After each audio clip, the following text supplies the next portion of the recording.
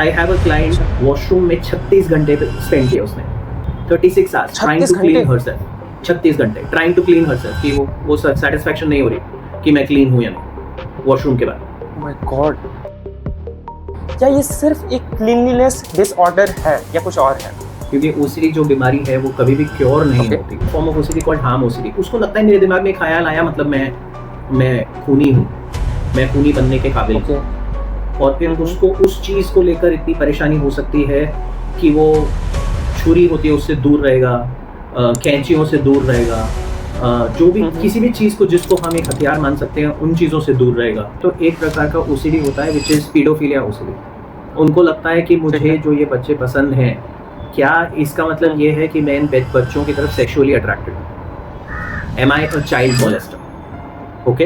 हुँ, हुँ। तो उनको उस प्रकार का डर पैदा हो जाता है। एक्चुअल इंट्रूसिव थॉट्स ओसीडी में एक बहुत सारे होते हैं। एक पीडोफिलिया ओसीडी होता है, एक ट्रांसजेंडर ओसीडी हुँ, होता है, एक होमोसेक्सुअलिटी ओसीडी होता है, एक इंसेस्ट ओसीडी होता है, that I want to have sex with my family members. Okay? Okay. But OCD के लिए हमको ना बहुत सारा लाइफस्टाइल चेंजेस करने पड़ते हैं। आखिर ओसीडी होता क्यों है?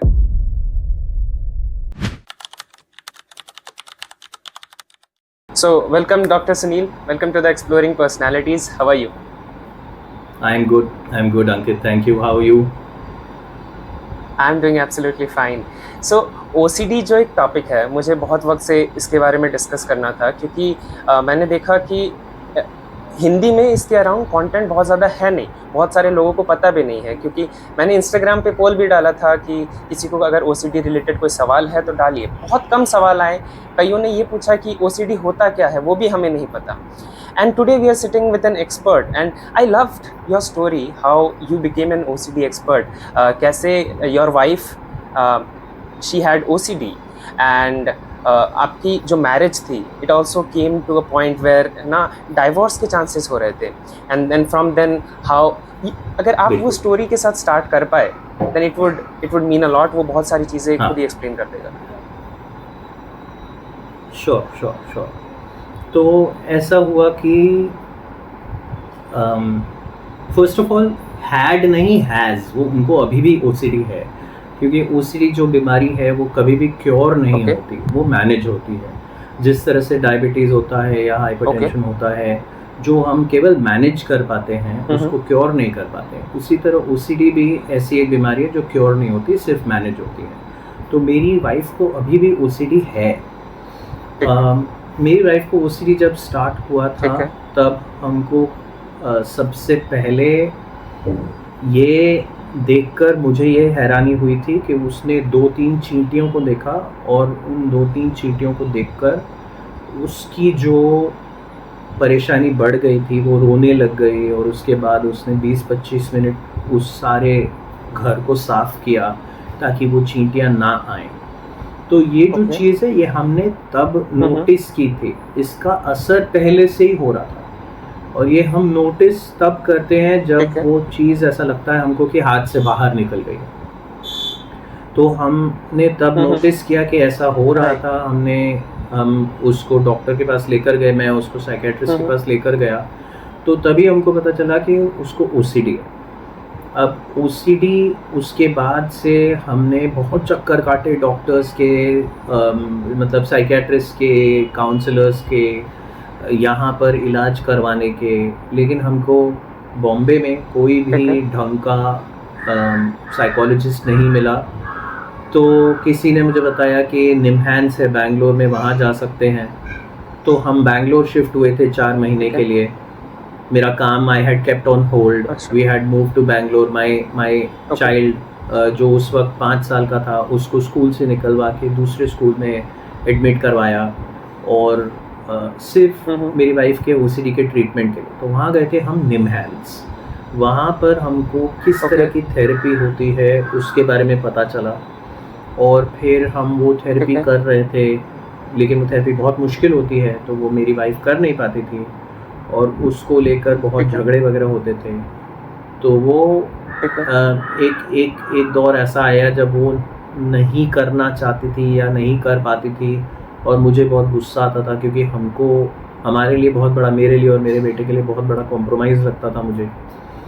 तो फिर वो डिवोर्स तक बात आ चुकी थी, हम कुछ महीने अलग भी रहे थे, लेकिन फिर परिवार वालों के, दोस्तों के और मेरी वाइफ के साइकियाट्रिस्ट के बोलने पर हमने मैरिटल काउंसलिंग करवाई और उसको लेकर फिर हम साथ में आए। तो जो सफ़र है वो तो अभी भी चल रहा है, कभी ऊपर होता है कभी नीचे होता है, लेकिन जिस तरह से वो पहले थी और उसको लेकर आज जो है उसमें ज़मीन आसमान का अंतर है।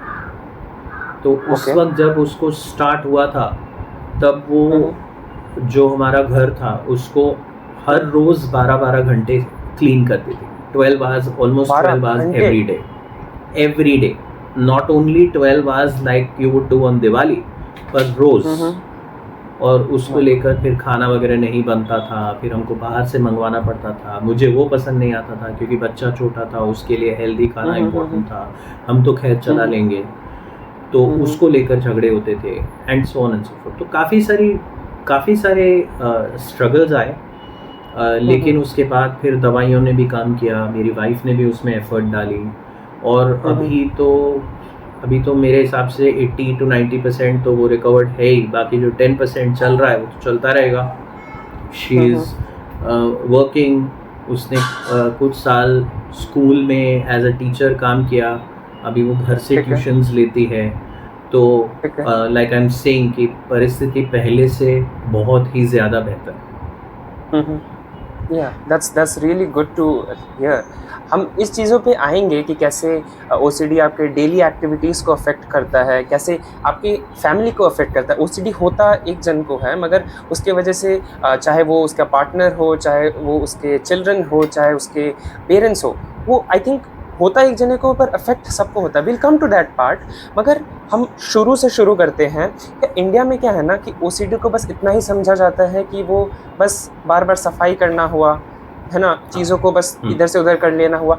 मगर आई फील कि OCD इतने तक तो रिलेटेड नहीं है। May be it can be a very small part of it, but इतने तक तो लिमिटेड नहीं है। तो OCD आखिर होता क्या है? क्या ये सिर्फ एक क्लीनलीनेस डिसऑर्डर है या कुछ और है? ओके, तो आपकी बात बिल्कुल सही है कि आमतौर पर यही माना जाता है कि OCD में क्लीनिंग बहुत होती है, और आप ये जानकर हैरान होंगे कि काफ़ी सारे डॉक्टर्स जिनको इसके बारे में पता नहीं है, उनके पास भी जब कोई जाता है जिसको ये क्लीनिंग का ऑब्सेशन नहीं है, तो वो भी उनसे कहते हैं कि नहीं, तुमको OCD नहीं है बिकॉज तुम क्लीन नहीं करते। तो the awareness about this is extremely limited, है ना। So the doctors you are talking about, are they psychologists? Some of them. Okay. Right. तो जब मैं एक जगह पर I was a part of a collective where there were doctors, और वहाँ पर एक OCD का एक प्रकार होता है होमोसेक्सुअलिटी OCD। मैं आपको डिटेल में बताऊंगा, but for the sake of this instance मैं आपको अभी बता रहा हूँ। उसमें जिसको OCD है, OCD पीड़ित को ये लगता है कि कहीं वो होमोसेक्सुअल तो नहीं है। ओके, वो होता है हेटेरोसेक्सुअल, लेकिन उसको ऐसा लगता है कि कहीं मैं होमोसेक्सुअल तो नहीं हूँ, और उसको लेकर उसके अंदर जो है एंग्जाइटी पैदा होती है ना। तो ये इसको HOCD बोलते हैं इन शॉर्ट, कोलोक्वियली, राइट। तो एक HOCD का पेशेंट आया था उस डॉक्टर कलेक्टिव में, और उसने डॉक्टर से पूछा था कि मेरा ये है क्या। तो डॉक्टर जानते हुए कि उसको OCD है, डॉक्टर उसको बोलती है मुझे क्या पता, I don't know what your sexual preferences are. So that is an extremely wrong thing to say, और वो सामने वाले के डर को इनवैलिडेट कर रहा है। सामने वाले को बोल रहा है कि तुम हो सकते हो कि तुम हो होमोसेक्सुअल, है ना। तो वो जो तरीका है हैंडल करने का, वो बिल्कुल ही गलत है, और ये एक डॉक्टर से हो रहा है। इसलिए मैं आपसे कह रहा हूँ कि डॉक्टर्स में भी इसके बारे में जो जानकारी है, that is not sufficient, that is still insufficient. Not all doctors, a lot of doctors know what is to be done. I will not say that a lot of doctors don't know, but there are still कुछ हैं जिनको ये जानकारी नहीं है। ये इसलिए नहीं है क्योंकि OCD जो है बहुत ही फैला हुआ है, है ना। ओके। अब ओसीडी में क्या होता है, कोर ऑफ ओसीडी का मतलब क्या होता है कि हमको ओ स्टैंड्स फॉर ऑब्सेशंस, है ना। Obsession okay. का मतलब होता है जुनून, है ना। ठीक है। तो जुनूनी तौर पे एक ख्याल आता है, ठीक है, और वो ख्याल मन को बहुत ही बेचैन कर देता है, जिसको हम एंग्जाइटी बोलते हैं, है ना। बहुत ज़्यादा बेचैनी होने लगती है, और उस बेचैनी से निपटने के लिए जो पीड़ित है वो कुछ ऐसा कर लेगा जिससे उसको स्टार्टिंग में रिलीफ मिलेगी। तो जैसे किसी को अगर लगता है, जैसे मैं आपको कंटेमिनेशन को ही लेकर एग्जाम्पल दूं, तो अगर मुझे ऐसा लगता है कि मेरे हाथ साफ नहीं है, तो ये मेरा ऑब्सेशन हो गया कि मेरे हाथ साफ नहीं है, और मेरा कंपल्शन हो गया कि मैं जाकर हाथ को धो रहा हूँ। अभी आप भी हाथ धोते हैं, मैं भी हाथ धोता हूँ, सारे हाथ धोते हैं।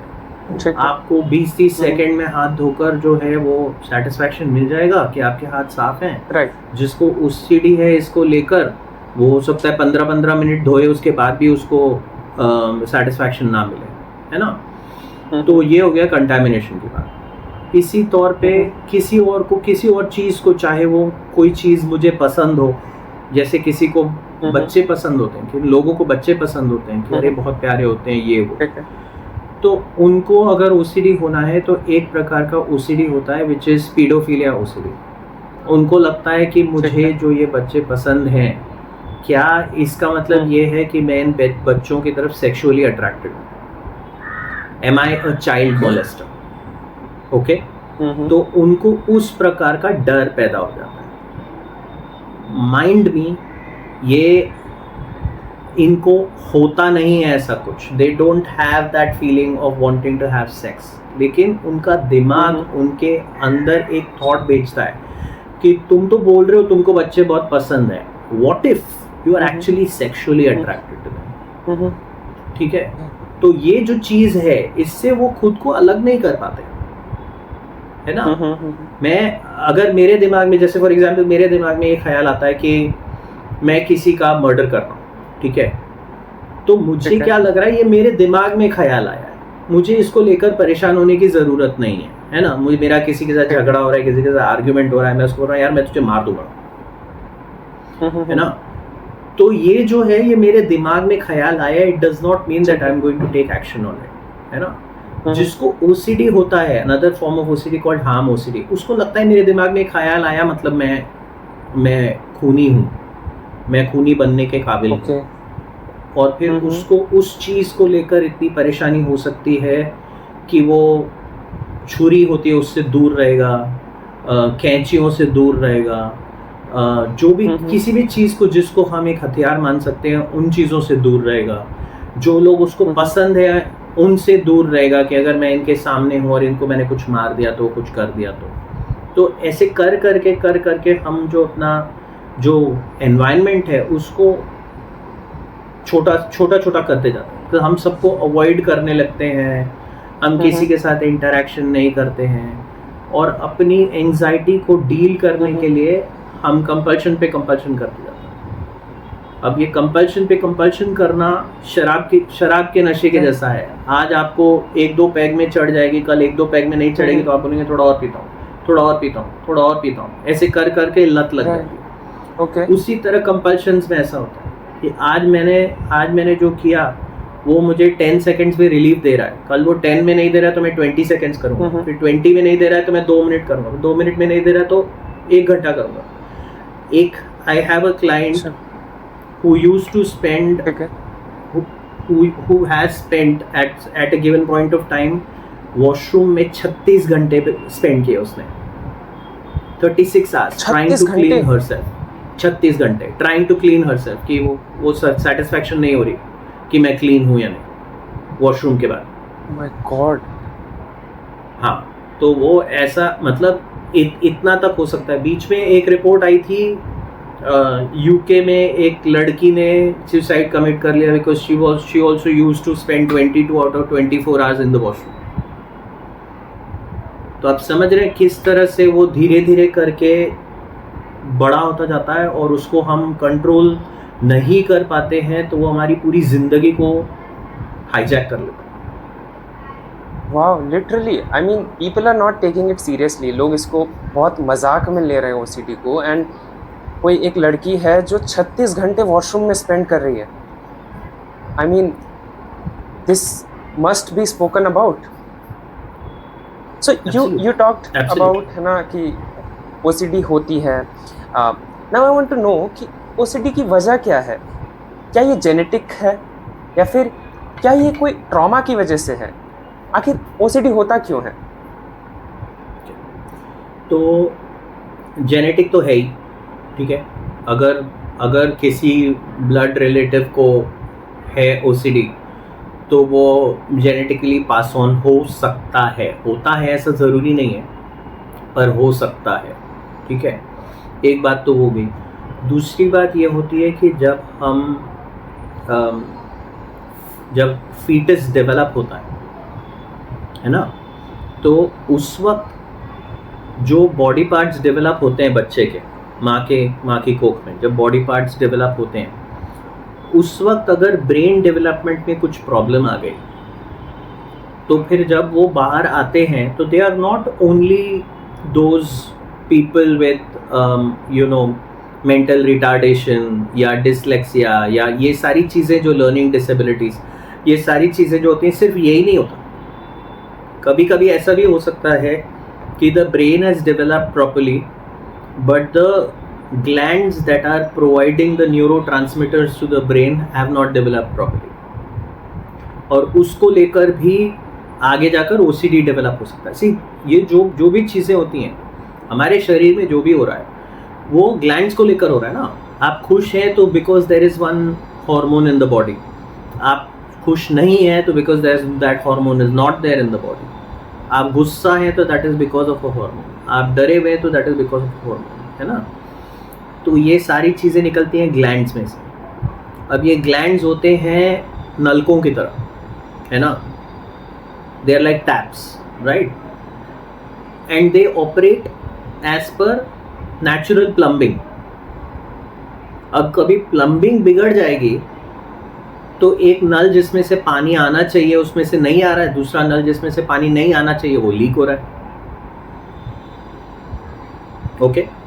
तो ये सारी जब न्यूरोट्रांसमीटर्स का उथल पुथल होता है, chemical imbalance so to speak, तो ये सारी चीज़ें हो सकती हैं। आपको डिप्रेशन हो सकता है, एंजाइटी हो सकता है, ओसीडी हो सकता है, बाइपोलर डिसऑर्डर हो सकता है। This is all a play of quote unquote chemicals in brain. तो ये हो गया, एक हो गया आपका जेनेटिक, दूसरा हो गया आपका बर्थ के टाइम पे जो ये हो सकता है।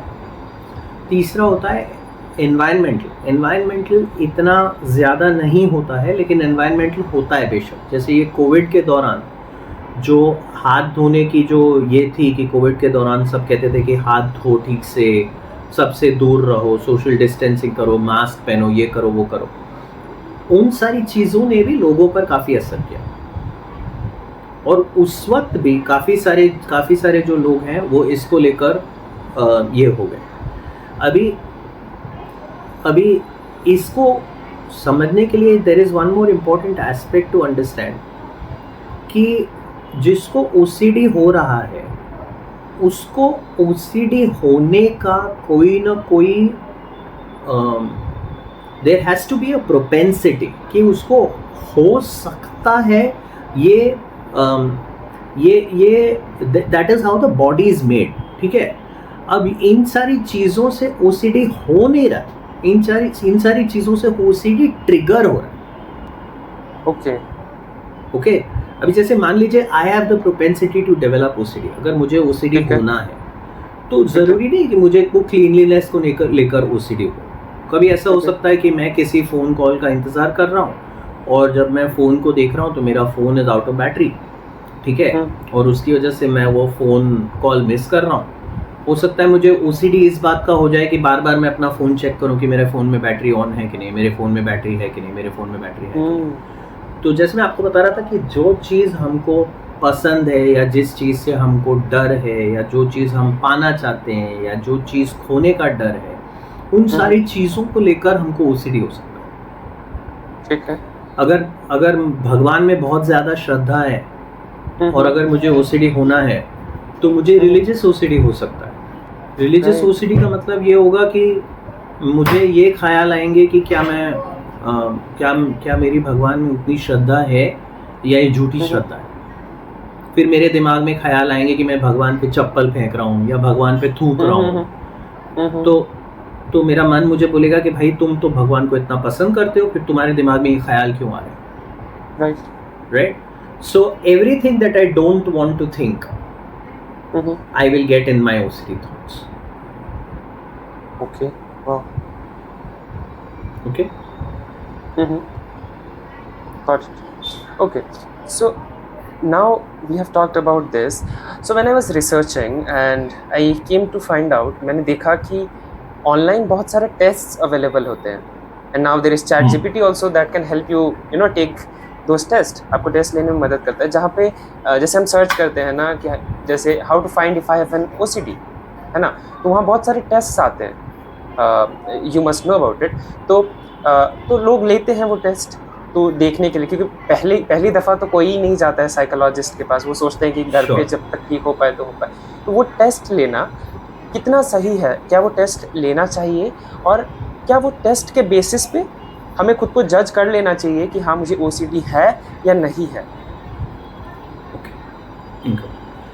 पहले तो जो टेस्ट्स आपको मिलेंगे वो डायग्नोस्टिक नहीं है ना। अगर जो टेस्ट आपको मिलेंगे तो वो असेस करेंगे आपकी OCD की सिवियरिटी को। जैसे वाइबॉक्स टेस्ट होता है एक, जो OCD की सिवियरिटी को असेस करता है, ठीक है। और दूसरे जो अगर आप देख रहे हैं, अगर आप ChatGPT पे देख रहे हैं या किसी और इंटरनेट पे ऐसे वैसे टेस्ट देख रहे हैं, तो दोज आर पॉप क्विजेस। उन पॉप क्विजेस में कुछ खास हासिल नहीं होगा आपको, मतलब वो तो ऐसे ही कोई भी somebody is putting together some questions and just slapping them on an internet page and telling you to go through that and to determine whether you have OCD or not. They have merit, ऐसा नहीं है। लेकिन कोई भी test जो हम use करते हैं वो that to create that test, पहले तो from a statistical point of view and from a psychological point of view, उस टेस्ट के बहुत सारे टेस्ट होते हैं ना। एक रिलायबिलिटी टेस्ट होता है, वैलिडिटी टेस्ट होता है, पीयर रिव्यू टेस्ट होता है, बहुत सारी चीज़ें होती हैं। तो जब वो, अभी मान लीजिए मैंने एक टेस्ट क्रिएट किया, ठीक है, और मैं कह रहा हूँ इससे OCD आप डायग्नोज कर सकते हैं, ठीक है, और मैं कह रहा हूँ कि ये जो है, ये वाइबॉक्स टेस्ट जो है, जो एस्टैब्लिश टेस्ट है, उसके जितना है अच्छा है या उससे बेटर है, ठीक है। तो अब ये मेरे क्लेम पर तो यूनिवर्सल अडेप्टेशन नहीं होगा उसका, राइट। मैं सिर्फ क्लेम कर रहा हूँ तो वो यूनिवर्सल अडेप्टेशन नहीं, अडॉप्शन, मेरे क्लेम पर यूनिवर्सल अडॉप्शन नहीं होगा उसका, बराबर है। तो उसके लिए जो बाकी सारे साइकोलॉजिस्ट्स हैं, रिसर्चर्स हैं, वो मेरा टेस्ट और वाइबॉक्स टेस्ट दोनों साइड बाय साइड लोगों में एडमिनिस्टर करेंगे। जब वो एडमिनिस्टर करेंगे and they have similar results across a large body of people, तब बोलेंगे कि हाँ ठीक है, ये सुनील पंजाबी का जो टेस्ट है ये वाइबॉक्स से मैच करता है या नहीं करता, तब वो जाके यूनिवर्सल एक्सेप्टेबिलिटी उसको मिल सकती है, ठीक है। तो ये जो आप पॉप क्विजेस जो हैं इंटरनेट पे, ये तो सबसे पहले they are not verified, they are not validated, उनका कोई रिलायबिलिटी टेस्ट नहीं किया है। तो वो तो मतलब जैसे हम बहुत सारे पॉप क्विजेस आते हैं ना कि हाउ करिज्मेटिक आर यू और what kind of spirit animal you have, right. तो वो सारी चीजें तो हम कोई भी बना सकते हैं, है ना। तो पहली बात हो गई वो। तो क्या लोगों को करना चाहिए? बेशक करें, उसमें कोई ये तो नहीं है, लेकिन उसको लेकर आप सेल्फ डायग्नोज करके सेल्फ प्रिस्क्राइब करें, जाके दवाई ले लें या जाके कुछ उल्टा सीधा हरकत करें, तो वो गलत है ना। अगर किसी को ऐसा लग रहा है कि उसको OCD है और उसने फर्स्ट पोर्ट ऑफ कॉल उसका ये है कि उसने जाकर कोई टेस्ट किया है ऑनलाइन और उसको लग रहा है कि हाँ यार मुझे लग तो रहा है मुझे OCD है, मुझे इन बातों में दिक्कत होती है, उन बातों में दिक्कत होती है, लग तो रहा है OCD है, तो जाओ फिर डॉक्टर के पास। अगर वो डॉक्टर के पास जाते हैं ठीक है। और उनको डॉक्टर डायग्नोज करते हैं हम्म। थ्रू अ क्लिनिकल इंटरव्यू, देखिए किसी भी चीज़ को डायग्नोज करने के लिए clinical interview is extremely important. सिर्फ ये पेन एंड पेपर टेस्ट से कुछ Okay. नहीं होता, ठीक है। पेन एंड पेपर टेस्ट का जो होता है वो उस वक्त मैं कैसा फील कर रहा हूँ मैं वो फील करूंगा, है ना। अभी मान लीजिए मुझे लग रहा है कि मुझे डिप्रेशन है, लेकिन मेरी गर्लफ्रेंड मुझे छोड़कर गई है, तो उस वक्त तो मैं सैड फील करूंगा ही ना। तो उस वक्त मैं अगर pen and paper test feel कर रहा हूँ और उसमें सब सैडनेस आ रहा है, तो उसका मतलब ये थोड़ी कि मुझे डिप्रेशन हो गया, है ना। तो वो क्लिनिकल जो इंटरव्यू होता है डॉक्टर का, दैट इज एक्सट्रीमली इम्पोर्टेंट। तो अगर कोई कर रहा है ये टेस्ट और उसको ऐसा लग रहा है कि उसको ओसीडी है, तो उसके बाद वो डॉक्टर के पास जाए और अपने आप को प्रॉपरली डायग्नोज करवाए और प्रॉपर ट्रीटमेंट करवाए। सेल्फ ट्रीटमेंट ना करें, सेल्फ डायग्नोसिस ना करें। ठीक है, ठीक है। आई फील इट्स इम्पॉर्टेंट, क्योंकि कई दफ़ा ना लोग डॉक्टर के पास इस वजह से भी नहीं जाते हैं क्योंकि फ़ीस काफ़ी हाई होती है इन टाइप के ट्रीटमेंट्स की, है ना। मेंटल हेल्थ ट्रीटमेंट्स वगैरह की विजिटिंग फ़ीस ही काफ़ी हाई होती है। मगर मेरे को पर्सनली ये लगता है कि जैसे ओसीडी हो गया, it is affecting your life so much. मतलब आपके दिन के कई घंटे ख़राब हो जाते हैं, आपके रिलेशंस ख़राब हो जाते हैं, तो आप ऑलरेडी बहुत कुछ खो रहे हो, तो spending some money would not harm you. Absolutely, you are 100% correct on that. मतलब आप देखिए कि कोई सोच रहा है कि मैं अगर डॉक्टर के पास जाऊंगा तो डॉक्टर 2-2.5 हज़ार रुपये ले लेगा, फिर मुझे दवाइयों का खर्चा करना पड़ेगा, फिर मुझे थेरेपी का खर्चा करना पड़ेगा, तो मैं वो सब क्यों करूं। भाई इसलिए करो ताकि your life comes back on track, और जो तुम 8-10 हज़ार को रो रहे हो, वो तुम्हारा through your functional life, through going back to work, through all of that, you will more than recover that ना। आप जितना दे रहे हैं उससे कई ज्यादा आप बना पाएंगे अगर आप फंक्शनल हैं। अगर आप फंक्शनल ही नहीं है तो फिर आप क्या कर पाएंगे। तो वो जरूरी है। आप जो आप बोल रहे हो एकदम सही है, ये जाना चाहिए। महंगा है, हाँ है, पर ऐसा नहीं है कि सब जगह महंगा है। There are cheaper treatments also, और वो जो भी है करवाना ज़रूरी है। लेकिन अंकित मैं आपसे एक बात बोलूँगा कि मतलब काफ़ी सारे लोग इसलिए ओसीडी का ट्रीटमेंट नहीं करवाते क्योंकि वो महंगा है, इसलिए नहीं करवाते क्योंकि उनको लगता है कि वो ठीक नहीं होने वाले हैं। ओके।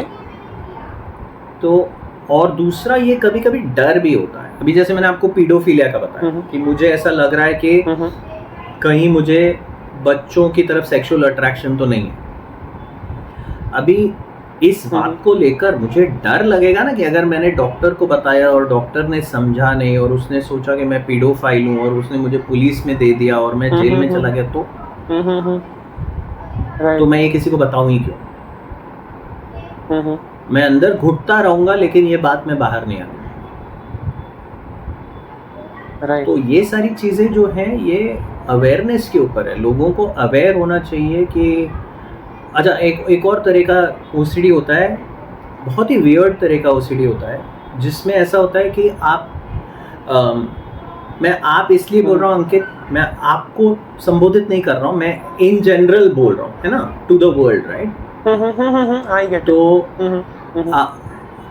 हाँ, तो उसमें ऐसा होता है कि आप किसी के साथ आई कांटेक्ट नहीं कर पाते, ओके, और आई कांटेक्ट नहीं कर पाते हैं तो your mind says you want to look at their private parts.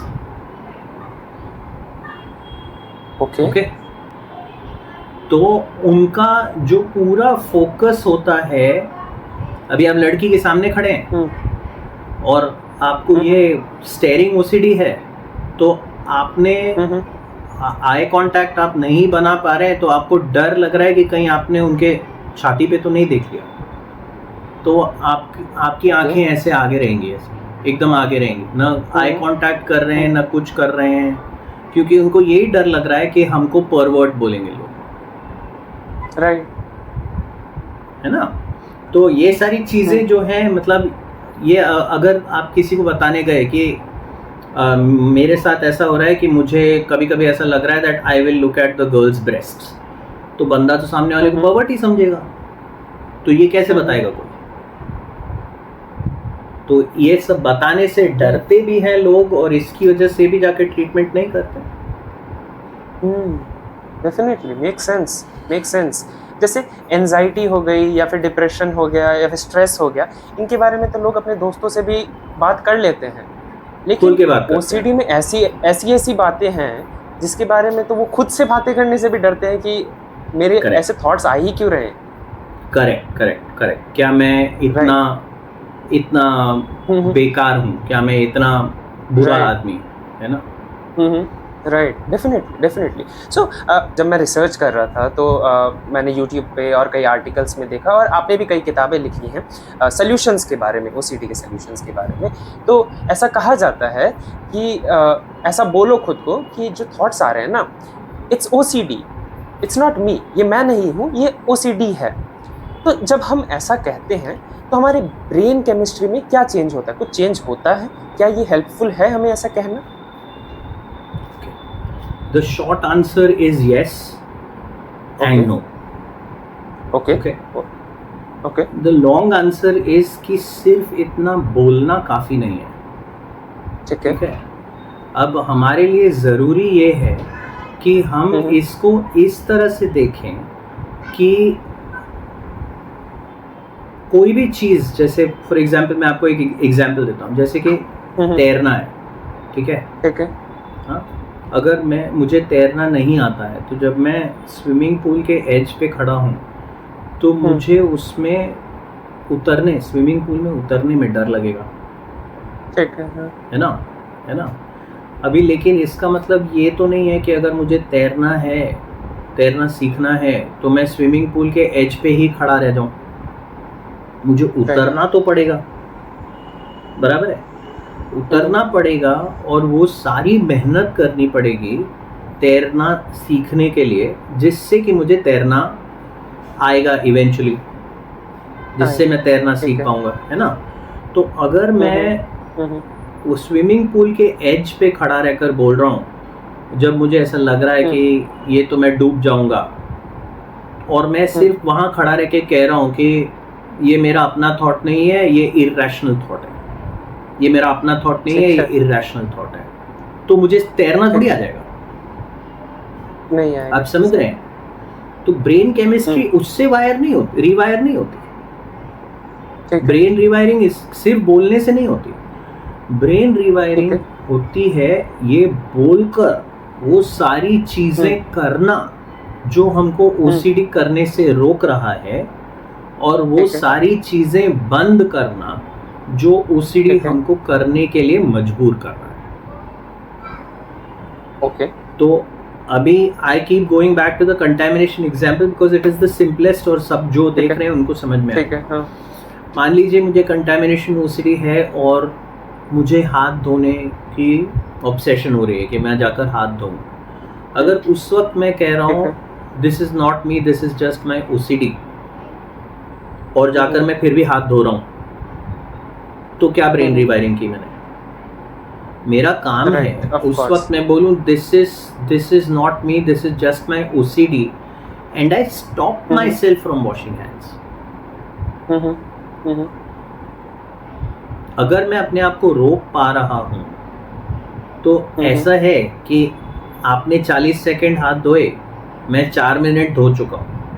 उसके बाद अगर 4 मिनट तक भी मुझे सेटिस्फैक्शन नहीं मिली है और मैं उसके बाद नहीं धोऊंगा हाथ अपने, तो मैं वो बीमार तो पड़ने वाला हूँ नहीं, जो मुझे लग रहा है कि मेरे हाथ साफ नहीं है, मैं बीमार पड़ जाऊंगा, है ना? तो ये जो लग रहा है वो मेरा ओसीडी मुझसे बोल रहा है कि नहीं तुमको और हाथ धोना चाहिए वरना तुम बीमार हो जाओगे, है ना?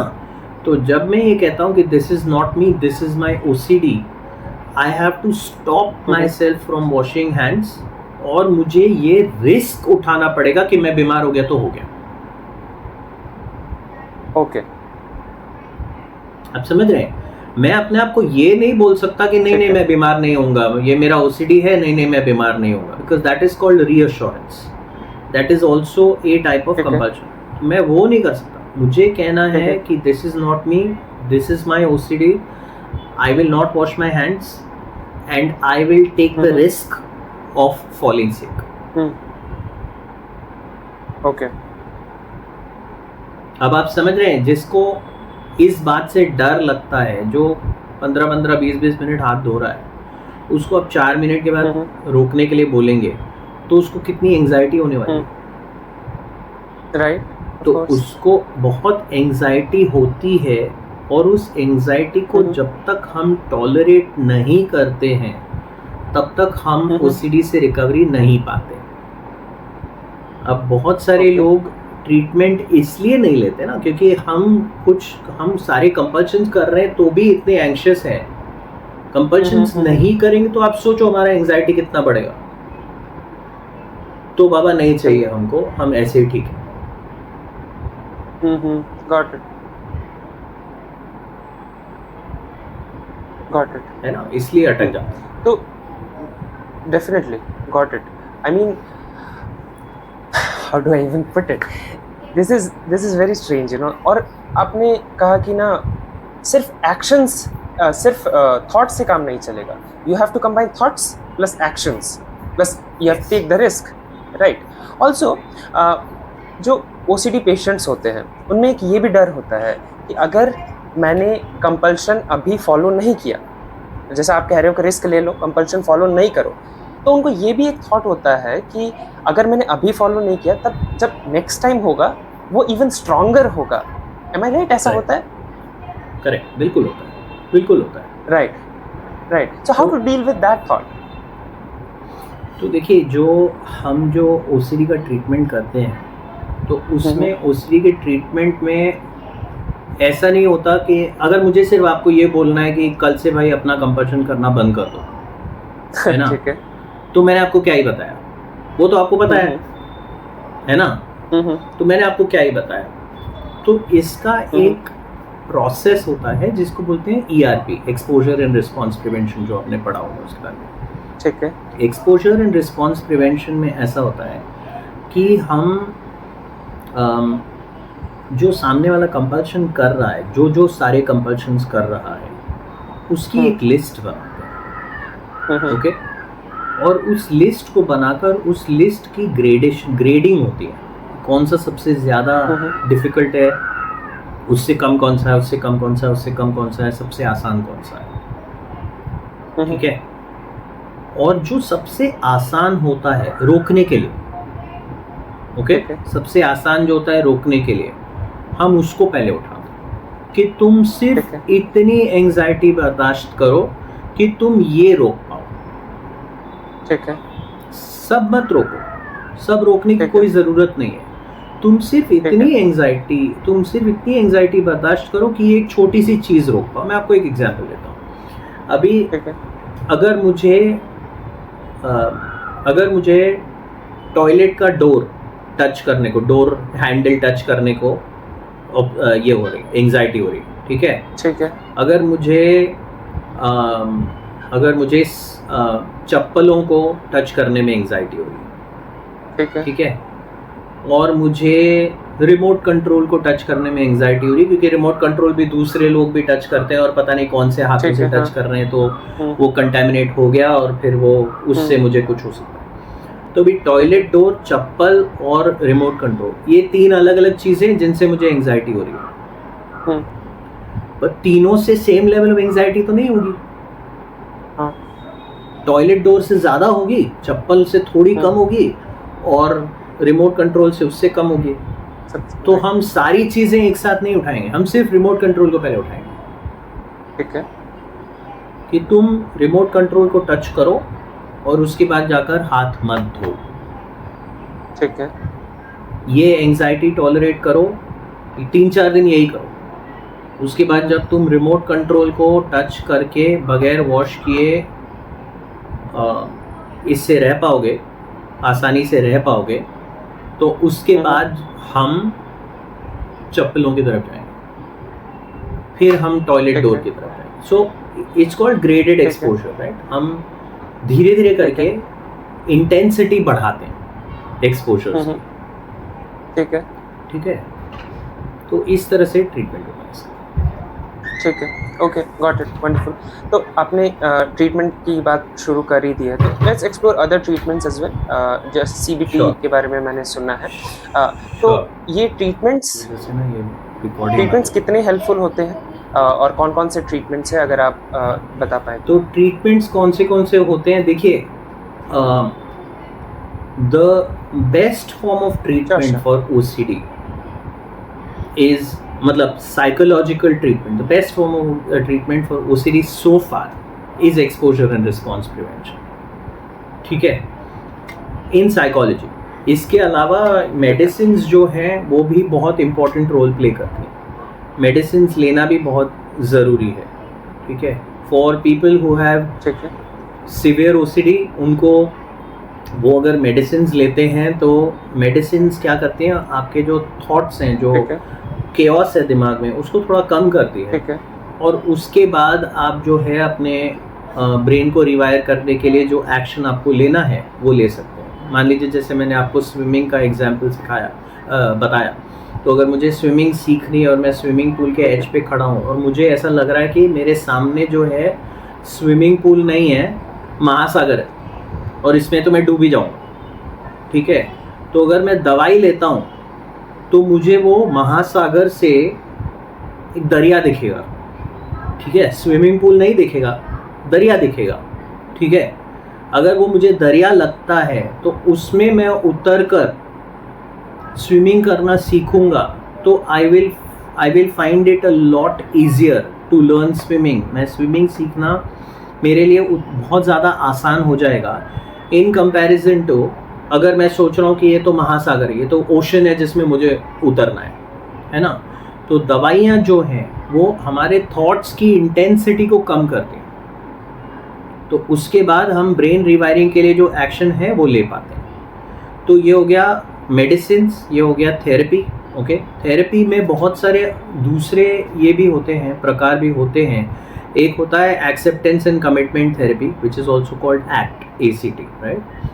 उसमें there are certain modalities that help with the treatment of OCD, ठीक है।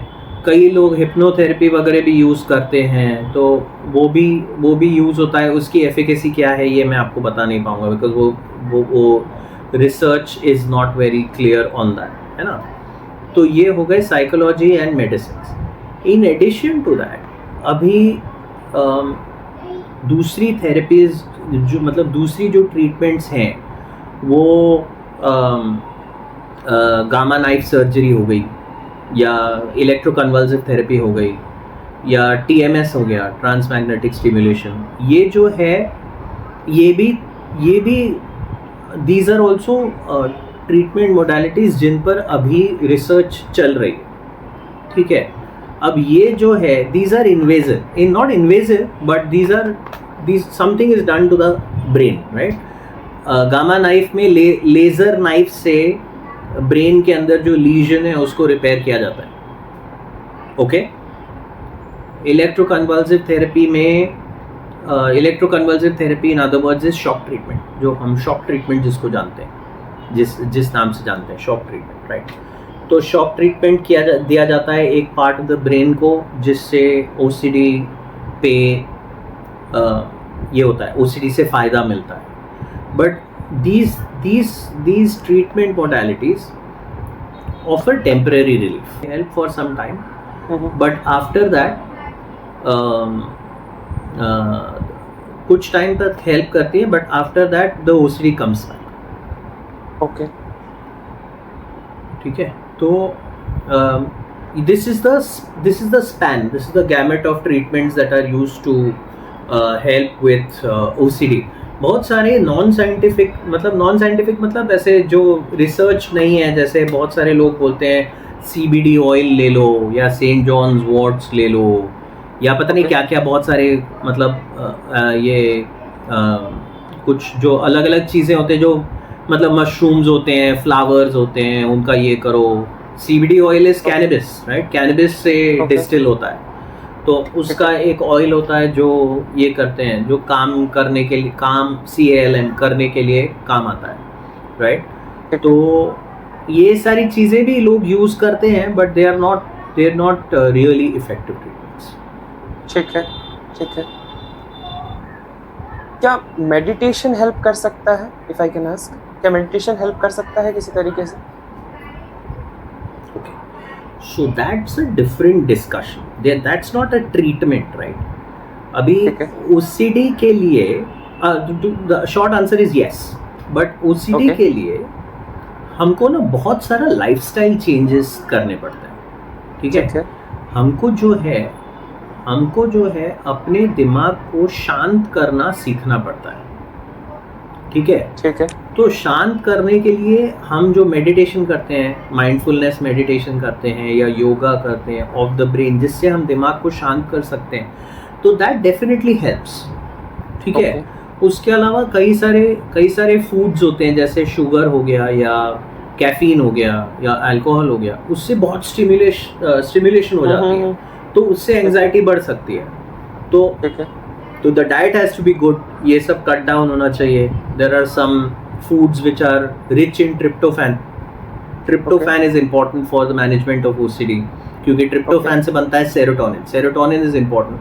तो कुछ फूड्स हैं जो रेकमेंडेड हैं, कुछ फूड्स हैं जो नहीं खाने चाहिए। So there is diet, there is sufficient sleep, there is exercise will help, there is meditation, there can be supplements like omega-3 etc. are supplements that help, okay? ये सारी चीज़ें जो हैं, इनके लिए ये सारी चीज़ें if you bring into your life and bring a lifestyle change, ठीक है, तो काफ़ी असर होता है।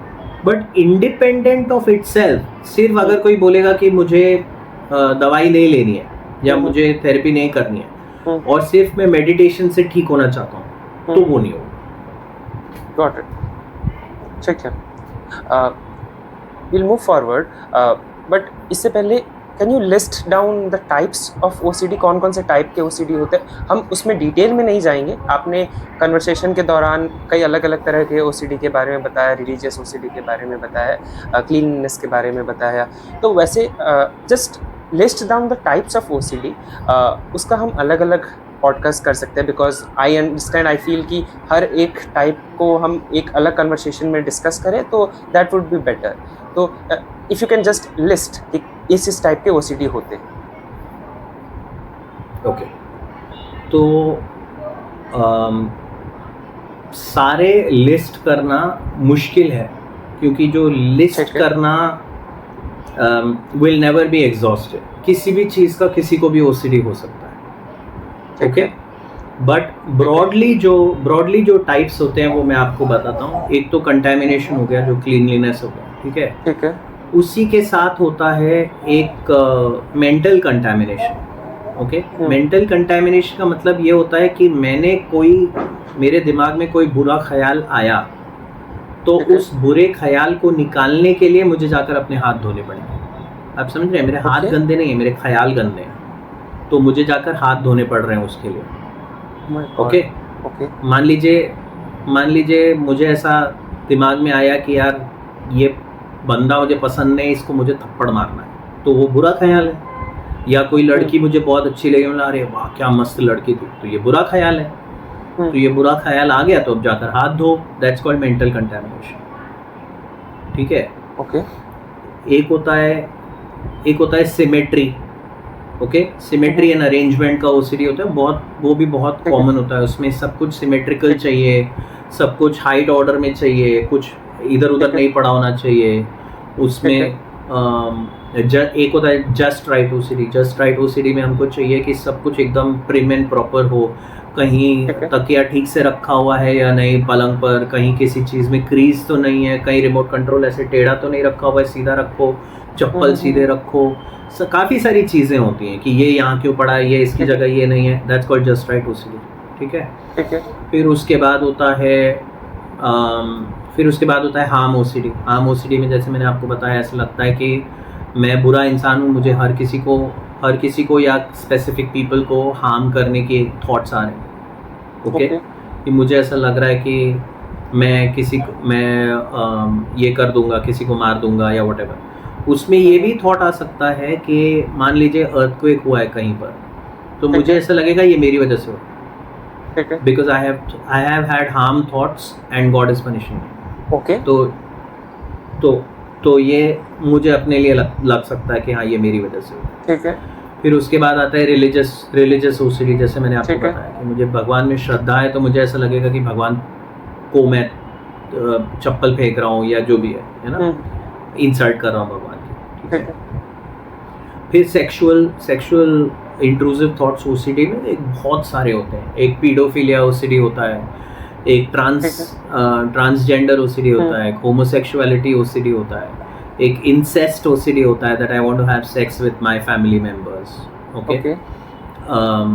ऐसे बहुत सारे अलग अलग तरीके के सेक्सुअल थॉट्स जो आ सकते हैं। एनिमल सेक्स हो सकता है, बहुत सारे ऐसे थॉट्स आते हैं लोगों के मन में कि कहीं मैं इतना बुरा तो नहीं हूँ कि मुझे I want to have sex with animals, कहीं मैं इतना बुरा तो नहीं हूँ that I want to have sex with my family members, ऐसे। ओके।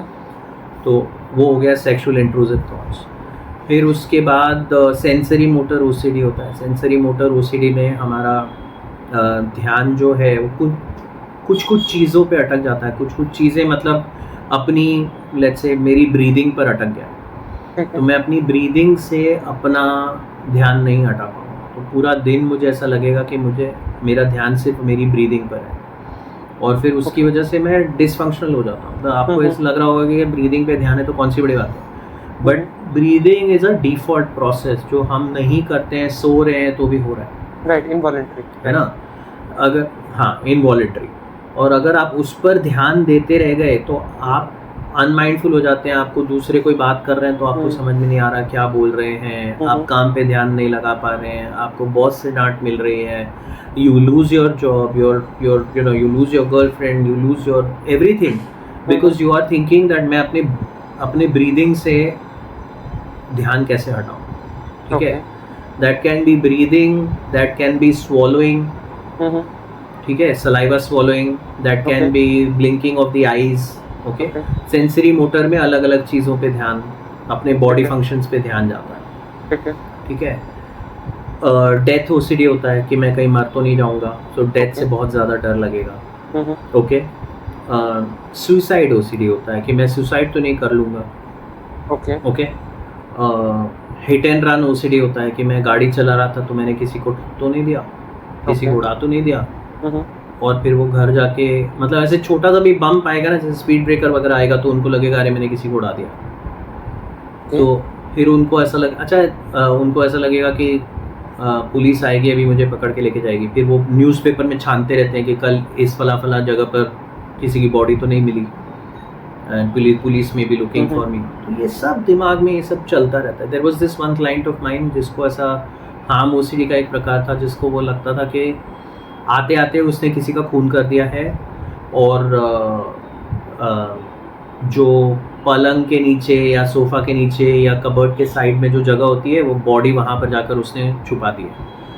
और सीनियर पोस्ट पे बंदा, तो जब ऑफिस जाता था तो वो सारे पलंग के नीचे ऐसे सब चेक करता था, सारे सोफ़ों के इधर जाके चेक करता था, उनके फ़ोटोज़ लेता था, ये प्रूव करने के लिए कि भाई मैंने नहीं किया है।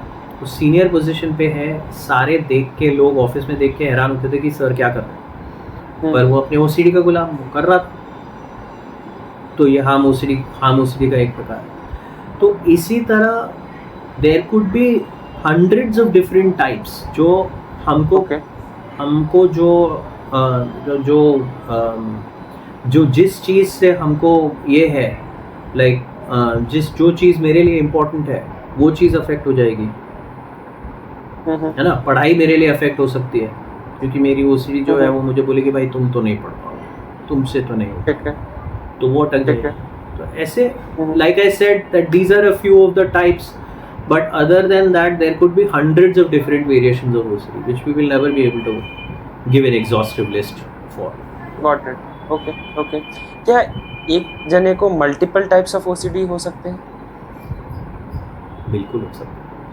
It is very unfortunate but बिल्कुल हो सकता है, क्योंकि ओसीडी जो है वो ब्रेन में एक सेम हर किसी के ओसीडी का ब्रेन में इम्पैक्ट तो सेम ही है ना, उसने सिर्फ एक डिफरेंट चीज पकड़ी है जिससे वो ऑब्सेस कर रहा है। ठीक है, गॉट इट। तो वो मतलब मेरे लिए क्लीनिंग इम्पोर्टेंट है तो मुझे कंटेमिनेशन ओसीडी हुआ है, किसी और के लिए भगवान इम्पोर्टेंट है तो उसके लिए उसको रिलीजियस ओसीडी हुआ है, और किसी और के लिए 5 चीजें इम्पोर्टेंट है, तो सबका ओसीडी हो सकता है। ठीक है। तो to sum up this conversation, क्योंकि इस कन्वर्सेशन में हमने बहुत सारी चीज़ों के बारे में बात कर लिया है, people need some time to digest that, and of course they can comment whatever they want to listen more, and you have written a lot of books on OCD. We'll give the links and they can buy it and understand more about OCD, and of course we'll be doing more podcasts. To end the conversation, one last question. जैसे हम कह रहे थे कि OCD एक जने को होता है, मगर उसका इम्पैक्ट पूरे परिवार पे होता है, कई बार फ्रेंड्स पे भी होता है। तो वो क्या कर सकते हैं उनके लिए, कैसे अपने पार्टनर को मैनेज कर सकते हैं? I am talking about the close ones of the person जिसको OCD हुआ है, चाहे वो पेशेंट की पार्टनर हो, या फिर उनके पेरेंट्स हो, या उनके फ्रेंड्स हो, या जो भी हो, वो क्या कर सकते हैं इनकी हेल्प करने के लिए?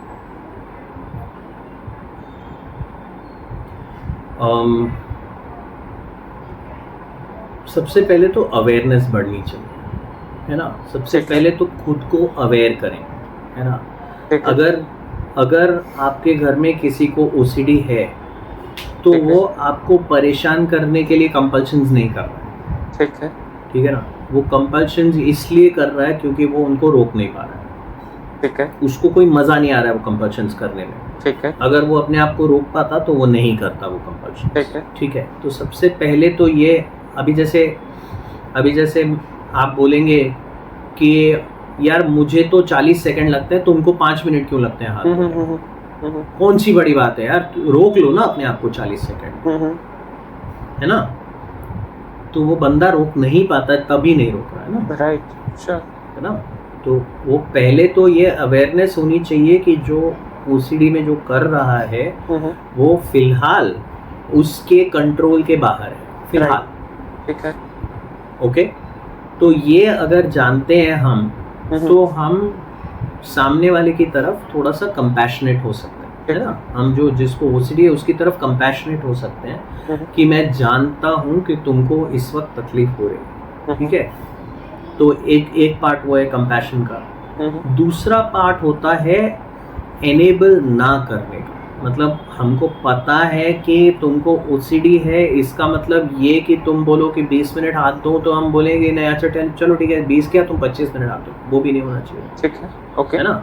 Encouragement to bring it down होना चाहिए कि अच्छा तुम 20 मिनट लग रहा है ना, 15 मिनट करके देखो, ठीक है ना। हम तुमको ये नहीं बोल रहे कि तुम 40 सेकंड में ख़त्म कर लो, लेकिन को कम करने की कोशिश करो। 20 का अगर तुम 18 भी कर गए तो भी 2 मिनट की सेविंग हो गई, ठीक है ना। तो ऐसे एक तरफ कंपैशन, दूसरी तरफ gentle push to come out of the OCD। These 2 things अगर फैमिली मेंबर्स, फ्रेंड्स, ये 2 चीज़ें अगर ऑफर करते हैं ना, तो जिसको OCD है उसको बहुत ज़्यादा एनकरेजमेंट मिलेगी to come out of it, ठीक है। एक तरफ अगर आपने कंपैशन नहीं दिखाया, अगर आपने कहा कि ये क्या है यार, छोड़ो ना यार, करो 30 सेकेंड्स में, तो सामने वाला जो है वो बोलेगा कि यार तुमको समझ में नहीं आ रहा ना, तुम बात मत करो हमसे, ठीक है। तो वो हेल्प नहीं किया। दूसरी तरफ अगर हम एनेबल करने लग गए कि अच्छा ठीक है तुमको 20 मिनट लगता है, तुम 20 मिनट कर लो, तो वो 20 का 25 मिनट हो जाएगा, 25 का 30 मिनट हो जाएगा, और वो बोलेगा यार तुमको तो मालूम है ना हमको OCD है ना, तो यार तुम ऐसा कैसे रोक रहे हो। तो दोनों तरफ से जो है वो एक बैलेंस करना पड़ेगा, ना बहुत ज़्यादा पुश करना है, ना बहुत ज़्यादा अलाउ करना है, ओके। तो ये जो है ये मैं आपको बता रहा हूँ 2 मिनट में, लेकिन ये समझ पाना बहुत मुश्किल है। तो इसके लिए जो है बहुत ज़्यादा अवेयरनेस की ज़रूरत है। इसके लिए हम एनकरेज करते हैं कि जो OCD वाला हमारे पास आता है, हम बोलते हैं कि भाई तुम अपने किसी एक फैमिली मेंबर को भी लेकर आओ, ठीक है, ताकि जो है हम उनको समझा सकें कि क्या करना है क्या नहीं करना, ठीक है ना। Because that balance is extremely important, which is missing. Got right, I completely see the point of awareness, क्योंकि अवेयरनेस नहीं होती है तो लोगों को कई बार ओसीडी नहीं भी होता है, एंड दे स्टार्ट बिलीविंग कि हाँ मेरे को ओसीडी है, because checking the lock before going out once, that's all right. So Correct. awareness is very important.